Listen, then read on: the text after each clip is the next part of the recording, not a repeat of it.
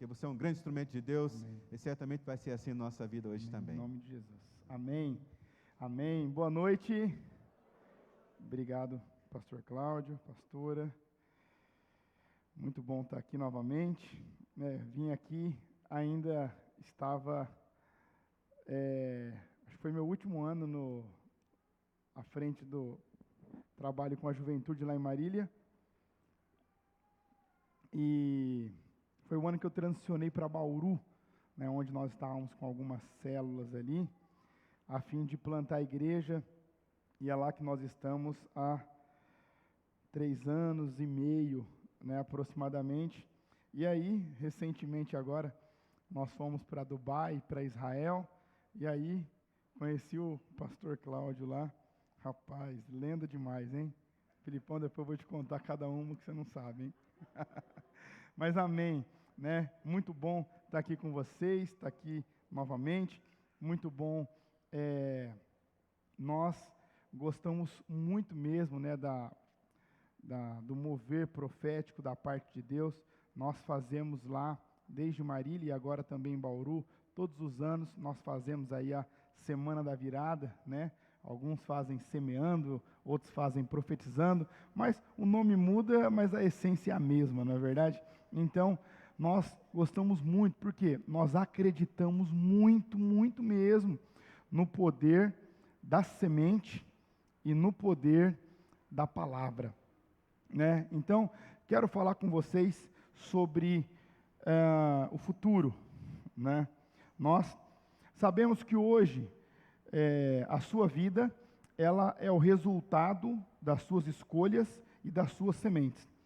Então, o que isso quer dizer e o que isso significa? Que se talvez hoje a sua vida, ou a minha vida, não é ou não está de acordo com o que eu gostaria ou com o que eu esperava, é porque eu fiz escolhas erradas, tomei atitudes erradas e plantei sementes erradas. Ou talvez eu nem plantei a semente, por quê?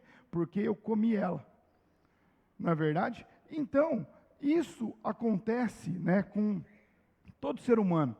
A grande questão é que muitas vezes nós não gostamos de reconhecer e nós não gostamos de admitir que nós temos a vida que merecemos. Não é verdade? Mas a grande questão e a ideia de estarmos, em um momento como esse, só a questão de você estar aqui já mostra que você busca, anseia, espera, ou pelo menos tem a expectativa que Deus te ajude a mudar, a que você literalmente viva essa virada. E aqui, obviamente, nós aproveitamos aí o ensejo de estarmos em dezembro, últimos dias aí, últimos momentos de 2022, mas nós sabemos que a ideia é que a virada aconteça não no ano, mas na nossa vida, não é verdade?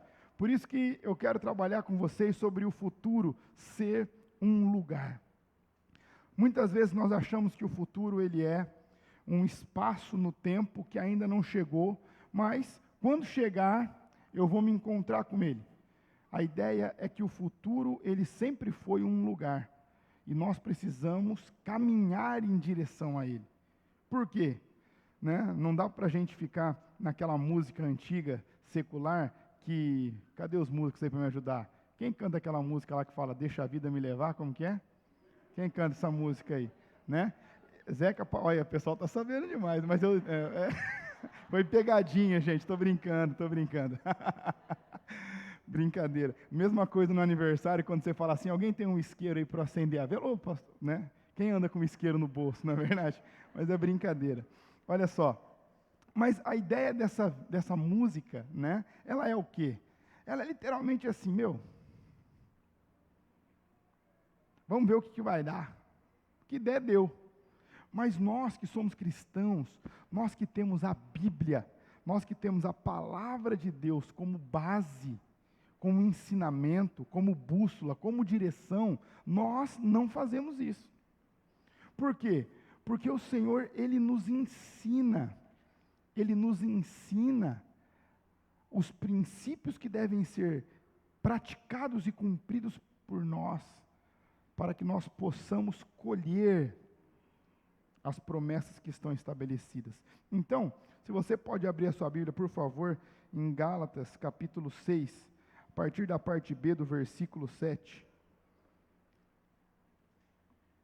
A palavra de Deus, ela diz assim: porque tudo que o homem semear, certamente colherá. Porque o que semeia na carne, da carne colherá. Mas o que semeia no Espírito, colherá a vida eterna. Mike Murdock, ele tem uma frase que me chama muita atenção. Ele diz assim, que o seu futuro terá que obedecer à sua semente. Isso é muito forte. E eu quero falar sobre algumas sementes que nós plantamos ou deixamos de plantar, ou plantamos de uma maneira errada. E eu quero começar com a semente da família. Nós sabemos que a primeira instituição que foi firmada pelo nosso Deus foi a família. Então nós entendemos que a família, ela é composta por um casal, homem e mulher os criou. E quando nós olhamos para o padrão de família estabelecido na Bíblia, por que eu digo isso? Porque tem pessoas que acreditam em outros tipos de família, mas nós, que somos cristãos e temos a Bíblia como base, nós vamos acreditar que uma família, ela é constituída por um homem e por uma mulher. Mas hoje, quando nós vamos nos apresentar, que nem eu, sou casado há 10 anos com a mesma mulher. Nós precisamos falar isso hoje, não é verdade? Porque às vezes até os cristãos, eles acreditam que dá para ficar trocando de mulher, ou a mulher trocando de marido. Então comece a entender como que você vai plantar e como que você vai cultivar uma família. Comece a analisar o que uma família precisa. Uma família precisa de papéis bem definidos. O homem precisa definir exatamente ali qual é a sua função. A mulher, ela precisa definir qual é a sua função, qual é o seu papel. Esses dias, atendi no meu gabinete uma mulher chorando.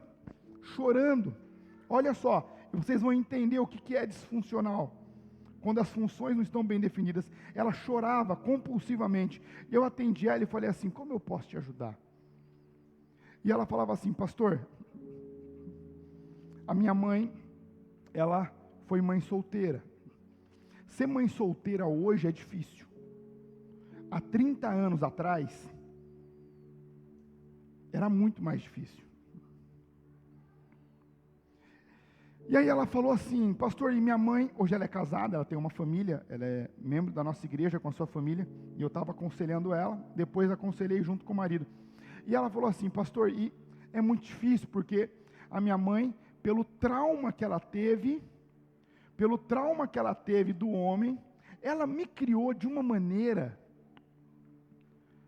que eu não precisasse depender de homem. Então eu escutei toda a minha infância, homem não presta, homem não serve para nada, você precisa se virar sozinha, você não depende de homem, vai trabalhar porque você não vai ser sustentada por um homem, olha só, e aí ela casou. Só que o marido dela é uma boa pessoa, claro que como eu e você temos defeitos também, mas qual que era o grande problema? Ela cresceu sem enxergar uma família estabilizada e estruturada. Então, muitas vezes ela queria ser o homem da casa. E aí, ela estava com 2 filhos. Chega o terceiro. E aí o marido, olhando a situação, ela também trabalha fora. Ele chegou e falou assim, meu amor, nós estamos com 3 filhos. O terceiro acabou de nascer. Se você achar melhor, e você quiser sair do trabalho, para criar os nossos filhos, eu não tenho e não vejo nenhum problema nisso. Não se cobre tanto. Para quê? Você quer me sustentar? Porque aí depois você vai jogar na minha cara que eu dependo de você, não é verdade? Aí ele, não, eu estou vendo você se desdobrando com 3 filhos, né? Tendo que trabalhar fora, organizar, eu estou querendo te ajudar. Mas, veja, hoje, para muitas mulheres, é um problema ser mãe. Entende? Agora, observe a sua família. Como está a sua família até hoje? Qual é o tempo que você tem investido de qualidade na sua família? Qual é o tempo, marido ou esposa, que você tem dado ao seu cônjuge de uma forma qualitativa? Porque hoje, às vezes, nós temos a família, no dia da família, cada um no seu smartphone. Mas estamos juntos, é o nosso dia, né? Ela está de um lado, eu estou do outro. Veja, você precisa investir tempo na sua família. Se você tem filhos, glória a Deus por isso, você vai ensiná-los segundo a palavra de Deus. Porém, você precisa de um tempo como casal, de um tempo como marido e de um tempo como mulher. Você vai ter outro dia para os seus filhos. Seu casamento precisa ser cultivado. Da mesma maneira, se você tem 2 filhos de idades diferentes, ou um é homem, um é mulher, você precisa entender que eles vão precisar do seu tempo e do seu ensinamento de uma forma peculiar. Peculiar. E a virada que às vezes nós precisamos e buscamos tanto lá fora, ela está dentro da nossa casa. Dentro da nossa casa. Às vezes a situação é tão crítica dentro da nossa casa, que todas as vitórias e conquistas que nós conseguimos fora dela, não são suficientes para nos satisfazermos. Por quê? Porque nós voltamos sempre para uma zona de guerra. Então, construa o seu lar. Construa o seu lar. Plante paz. Plante amor. Vocês já ouviram aquele ditado, quem planta vento, colhe tempestade? Já ouviram isso? Ele não é bíblico, mas quando nós vamos olhar, a palavra de Deus diz assim, que a palavra branda, ela desvia o furor. Então veja, né? Como você acorda todos os dias? Como você dá bom dia ou como você recebe o bom dia? Bom dia, Felipe. Que bom dia o quê? Tá bom para você que dormiu bem? Veja. Ou ao contrário, né? Ou para o filho, né? E o filho já acorda vendo aquela zona de guerra. Você está levando para a escola, já está reclamando, eu estou atrasado, só me dá trabalho, não vejo a hora de você começar a andar sozinho de ônibus, pegar uma bicicleta, fica dependendo de carona. O filho, ele não está sabendo de nada, mas ele já nasce crescendo assim, eu sou um problema, eu atrapalho. Veja,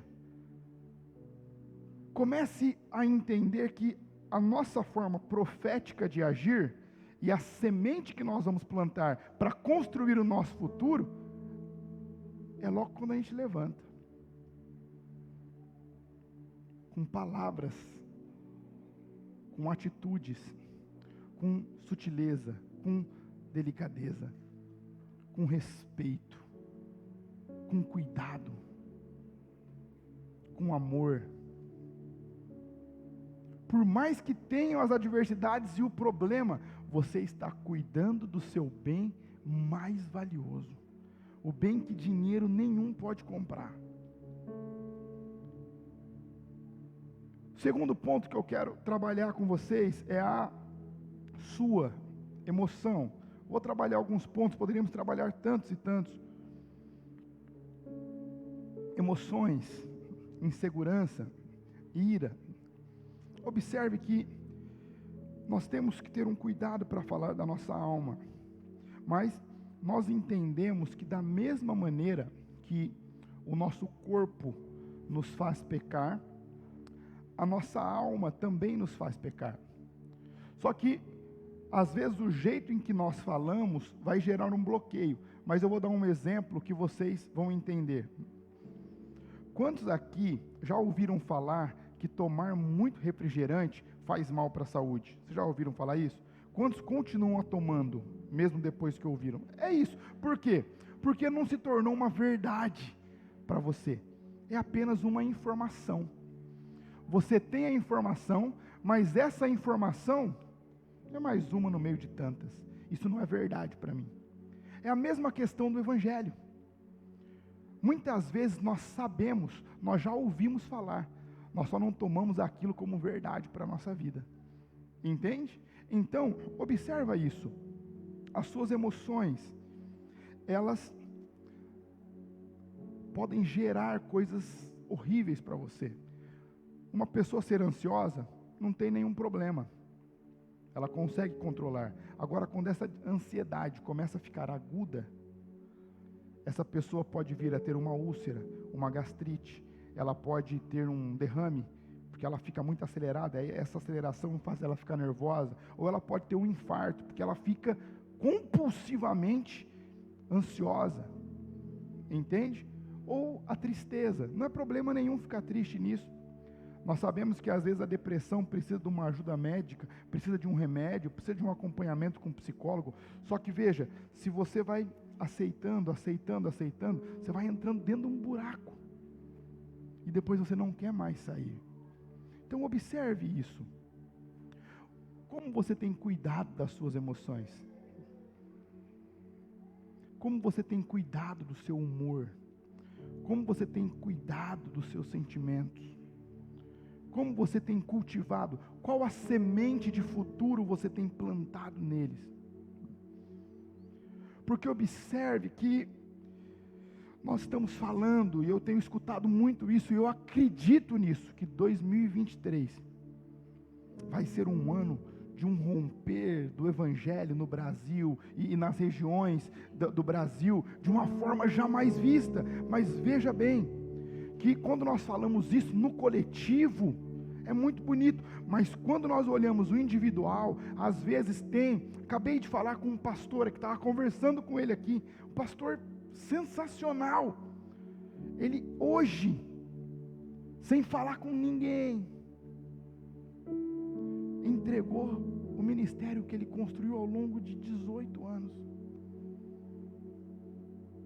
entende o que eu falo? Veja, nós estamos em uma comunidade de fé, nós temos líderes aqui, e às vezes esse pastor estava lá todos os dias, aconselhando, ajudando, dando direções, mas arrebentado emocionalmente, desestruturado, desestabilizado. Então veja, a ideia não é quando nós falamos que a igreja vai viver um romper, você faz parte da igreja. Então a ideia é que você também viva esse romper. A ideia é que você também construa o seu futuro. Por isso que nós temos que cuidar de algumas coisas que são indispensáveis. A primeira delas é a sua família. A segunda, as suas emoções.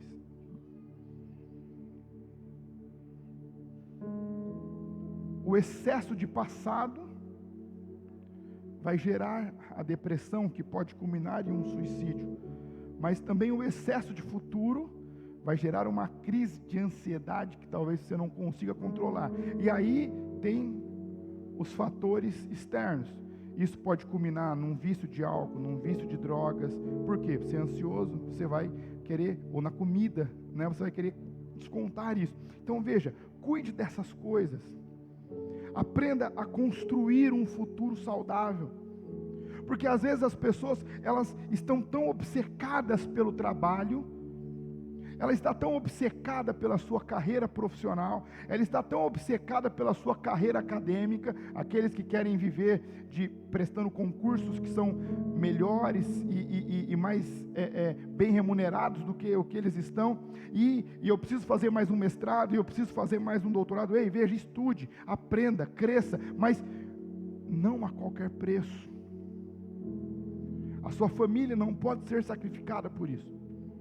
As suas emoções, a sua vida não... Porque veja, às vezes a pessoa ela não percebe, mas ela vai fazer tantos sacrifícios a vida inteira para conseguir algo, ou para construir algo, que não é ela que vai usufruir.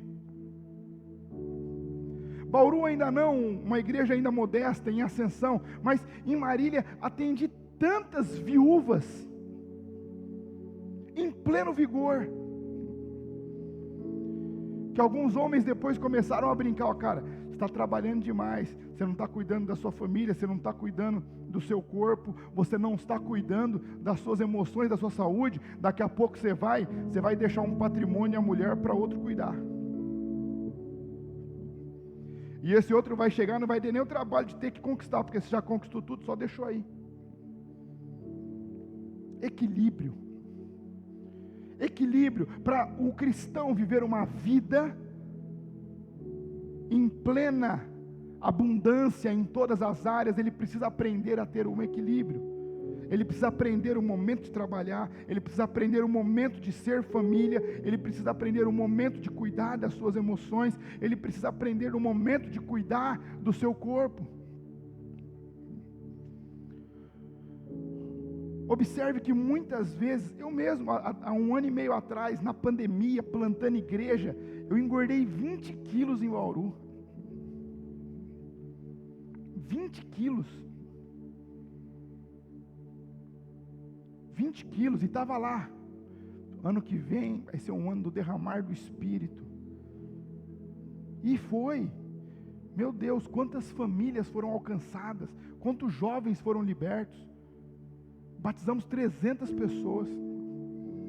Magnífico. Só que aí chega um pastor amigo e fala assim: cara, se você continuar nesse ritmo que você está, você não vai chegar nem nos 50.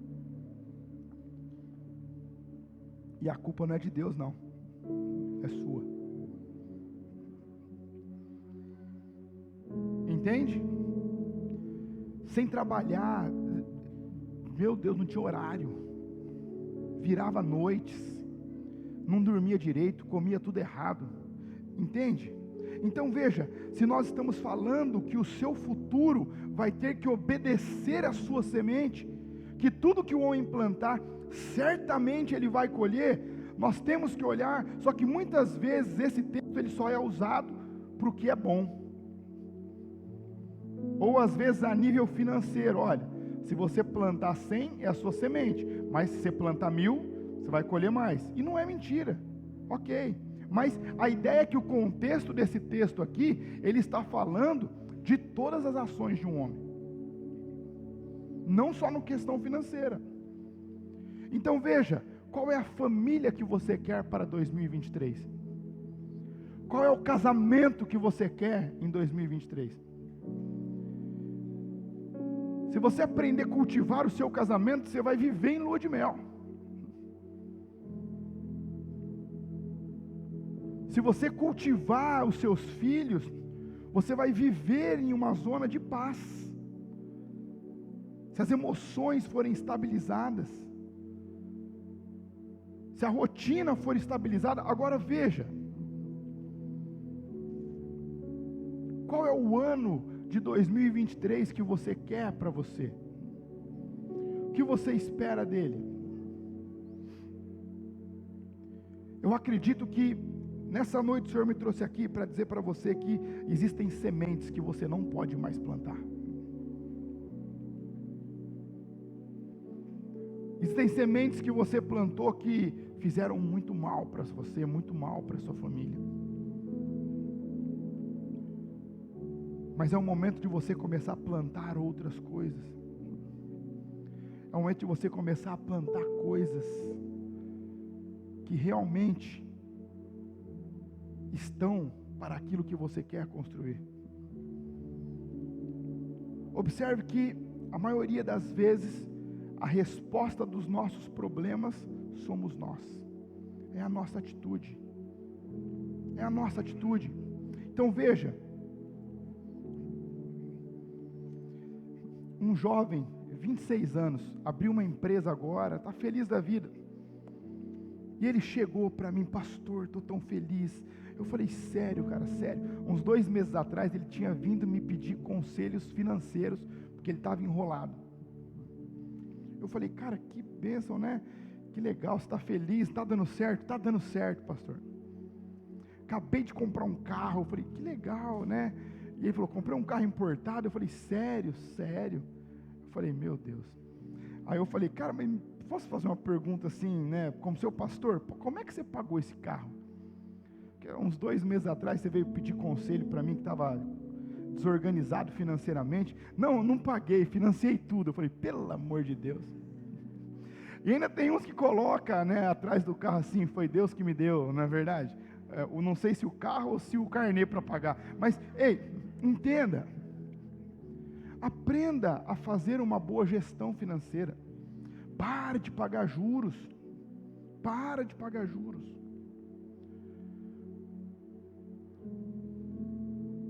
Para de pagar juros. Se organiza. Aprenda a poupar. Aprenda a investir.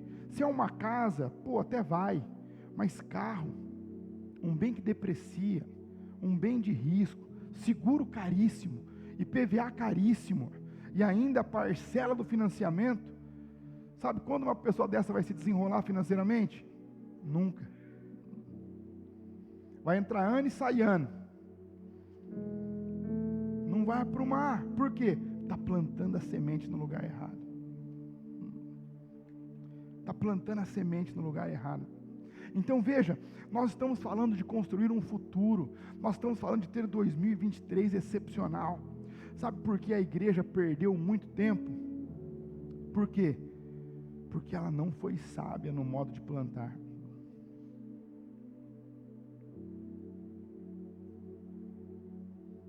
Por isso que hoje muitas pessoas de dentro da igreja, eles estão indo procurar conselhos lá fora, com coaching. Tem vários coaches na nossa igreja, não tem nenhum problema na profissão. Mas veja, eles vão usar, sabe o que para ensinar aquelas pessoas? Só que de uma forma superficial? A Bíblia. Todos os conselhos que eles vão dar lá, talvez com um título diferente, talvez vai trocar a palavra para dar aquele efeito, né? Mas eles vão tirar tudo da Bíblia. Então veja, você tem um manual mais poderoso nas suas mãos. Mas veja, não basta apenas ter a informação, tem que se tornar verdade para você. Verdade. Né? Estava na minha médica agora, né? E ela, que eu falei que eu engordei 20 quilos, vocês falam, mas onde estão esses 20 quilos, né? Não é que eu era mais magro que isso, eu preciso perder mais 10 quilos ainda, mas já perdi 10. E ela estava lá, né, me dando os parabéns. Mas veja, eu gosto muito de tomar café. Talvez você também goste. Só que o meu paladar, ele já estava tão habituado a comer da forma errada, que uns 30, 40 dias, no meu processo de desintoxicação, me dava dor de cabeça, me dava tremedeira.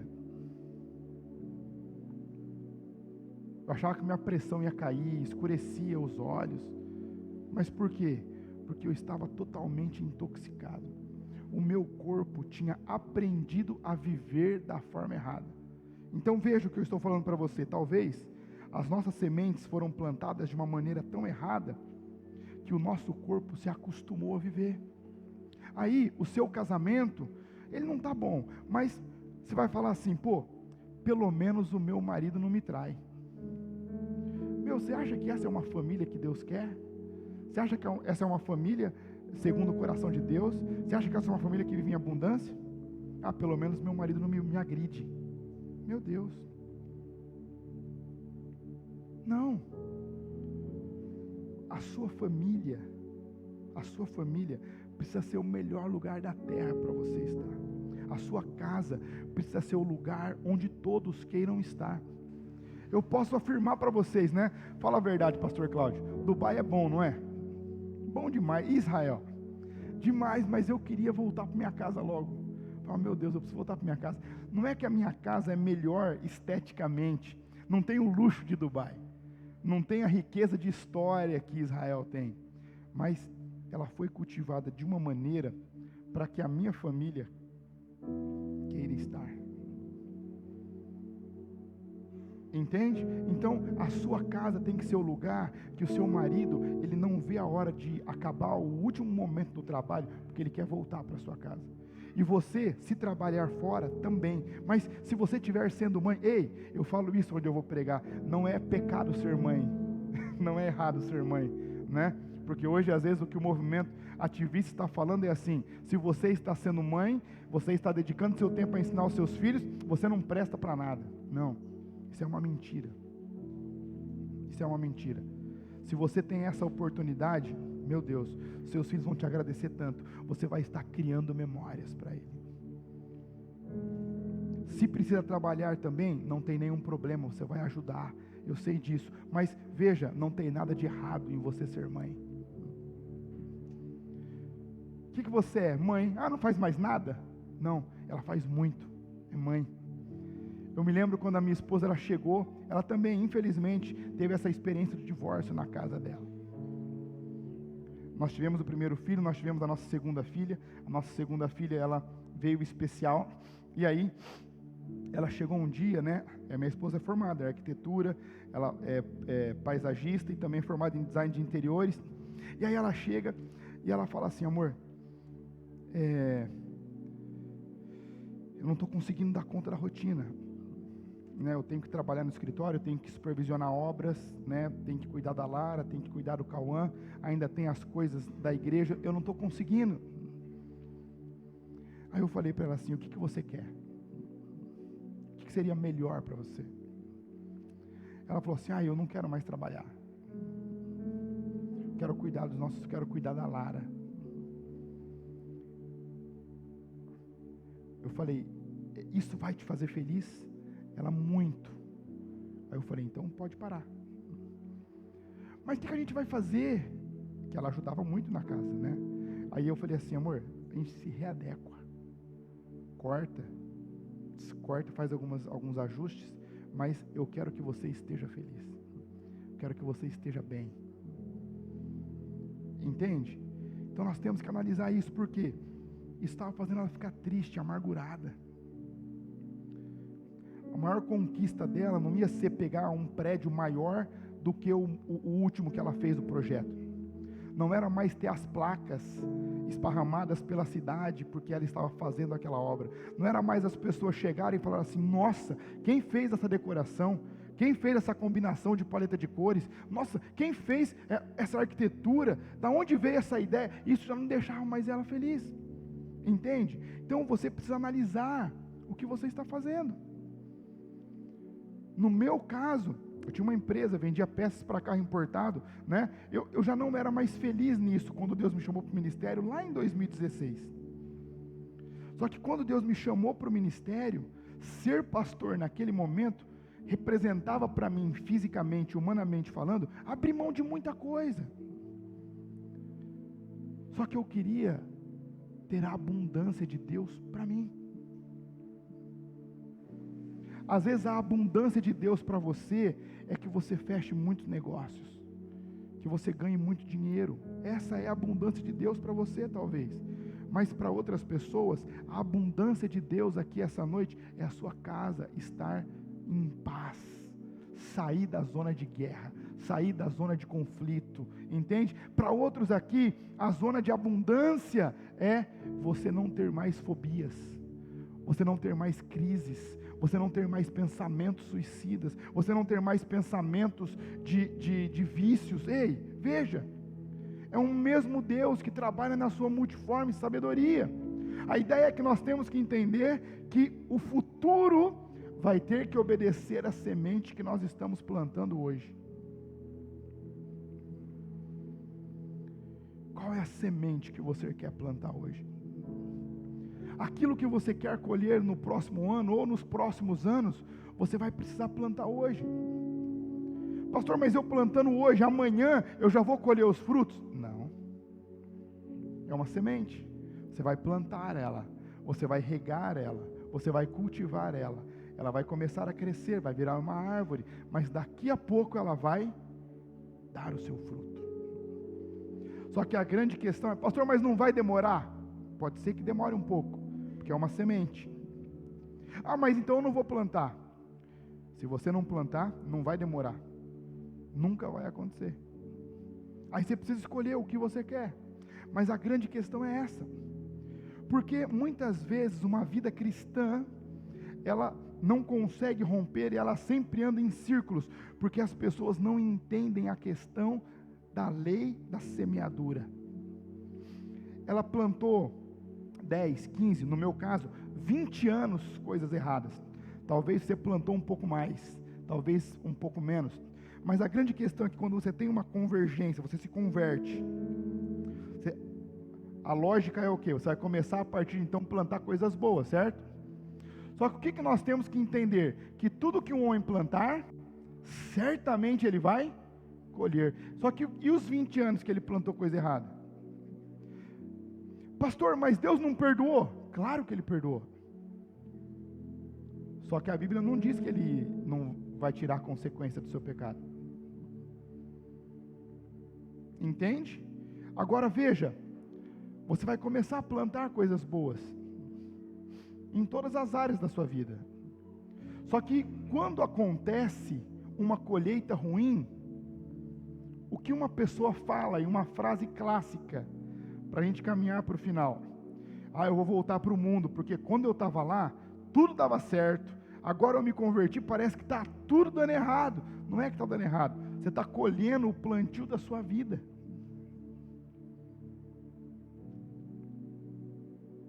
Só que agora você se converteu, você tendo esse entendimento, o que você vai fazer? Deus, olha, eu estou colhendo, é verdade, eu plantei isso, mas veja, eu já comecei, o que nós podemos fazer? Deus, eu estou plantando agora, segundo a tua palavra, então eu oro para que essas sementes cresçam e viram uma floresta. Por quê? A Bíblia diz que você pode colher no mesmo ano, na proporção de 30, 60 e 100 por um, certo? Então o que significa? Deus ele pode acelerar a sua colheita. E o que isso vai acontecer? Vai te tirar a colheita ruim? Não, mas vai fazer você ver que vale a pena plantar coisas boas. Nunca despreze o poder de uma semente. Nunca despreze. Estava agora, na nossa semana da virada, um pouquinho antes, o Marcelo foi lá pregar, não sei se o Marcelão já veio aqui, já veio o Tosque? O Marcelão, um grande amigo, vi ele crescer como igreja lá, né? Ajudamos muito eles lá em Araçatuba no início, hoje ele me ajuda em Bauru, entende? Mas veja, estava com os meus discípulos sentados, nós fomos jantar, e ele me deu uma chave na mesa. Eu falei assim: pastor, cara, Deus nos surpreendeu de uma tal forma na pandemia. Imagina uma igreja que começou com 12 pessoas em março, oficialmente em março de 2019. Menos de um ano depois, nós estávamos com umas 100 pessoas mais ou menos, veio o lockdown. Nós não tínhamos nem canal no YouTube. Não tínhamos câmera, não fazíamos transmissão nenhuma. Nós tínhamos acabado de assinar o contrato da locação da nossa sede hoje. A primeira pergunta que vem na mente é o quê? Como é que eu vou pagar o aluguel agora? Não dá para fazer transmissão, não dá para fazer culto presencial. O que eu vou fazer? Mas Deus começou a fazer umas coisas que não vem ao caso aqui, senão nós vamos muito tempo. Mas quando nós abrimos da pandemia, nós estávamos com 500 pessoas. Nós fechamos com 100. Nós não tínhamos canal no YouTube. Nós não tínhamos câmera. As primeiras transmissões nossas foram com celular. Agora veja. Nós fechamos de novo. Por quê? Porque deu aquela abertura, teve as eleições, depois fecharam tudo de novo, não foi? Fechamos de novo e continuamos trabalhando. Aí já tinha uma câmera, a transmissão estava meia boca, mas estava melhor já, né? Não dava nervoso mais. Passou o tempo. Nós abrimos de novo. Nós estávamos com quase 1000 pessoas. E aí eu falei: Marcelão, cara, eu não sei, cara, mas Deus foi muito bom com a gente. Ele falou: cara, Deus é bom. Ele não foi bom. É por isso que Ele fez você colher exatamente o que você plantou fora da pandemia. Agora, mais rápido do que nunca. Meus discípulos estavam na mesa. Falou, ensina eles a plantar. Porque vai chegar um momento que eles vão precisar da colheita. E se eles tiverem comido a semente, eles não vão ter nada para colher.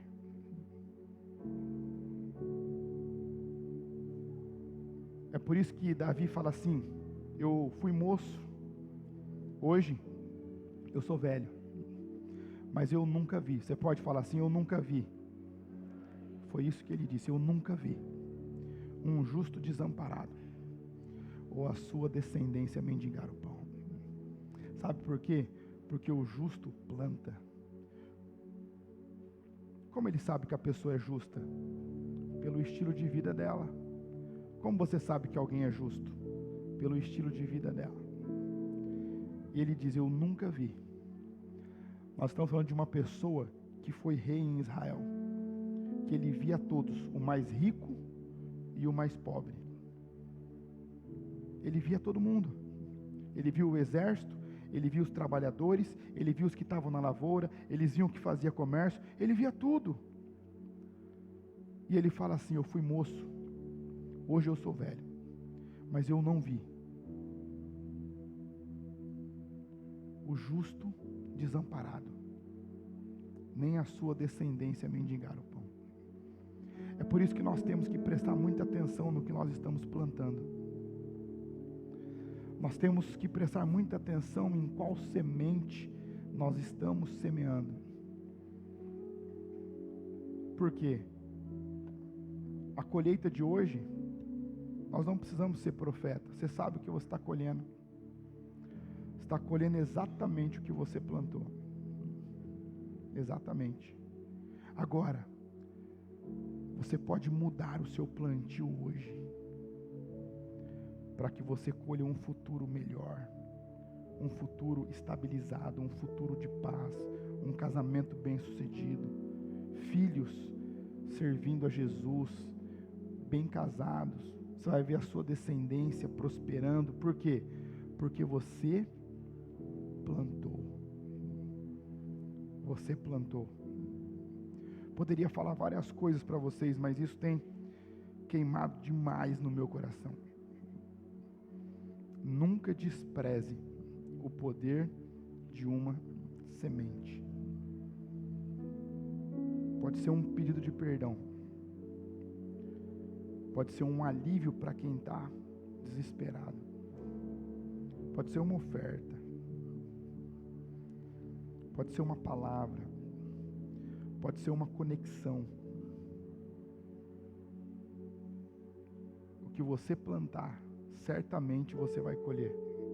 Para finalizar, a equipe de louvor pode subir.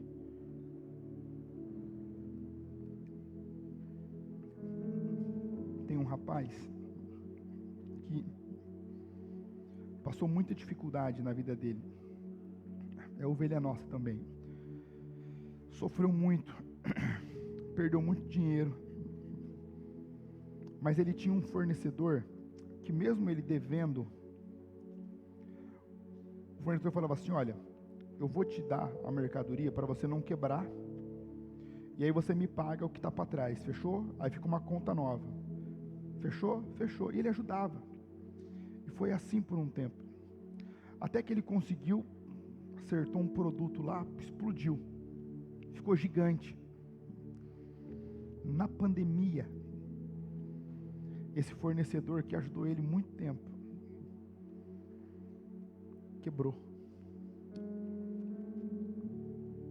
E aí ele foi ligar, porque ele continuou comprando desse fornecedor, para honrar ele. Aí ele falou: rapaz, não vou poder te ajudar mais. Tive que fechar a minha empresa. Estou devendo demais. Demais para ele, né? Mas o demais para você pode ser muito pouco para outra pessoa. Acho que ele estava devendo perto da casa de 100 mil. Ele falou assim: olha, vem aqui para a gente conversar. E ele foi, contou a história, e aí ele disse: olha, talvez você não sabe disso, mas quando eu não tinha mais nem de quem comprar, você me manteve aberto, pelo menos para girar. Você não sabe disso, mas hoje, muito da sua bondade tem a ver com o sucesso da minha empresa. Então eu vou custear a sua dívida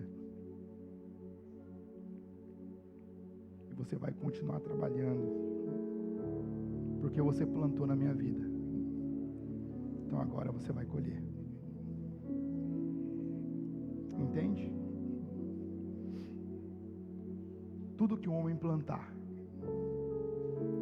certamente ele colherá. Certamente ele colherá. Talvez não você, mas os seus filhos vão. Os seus filhos vão. Então preste atenção nisso. Enquanto a equipe de louvor começa a fazer essa ministração, eu quero te convidar a ficar de pé no seu lugar. E que você reflita a colheita que você teve nos últimos anos.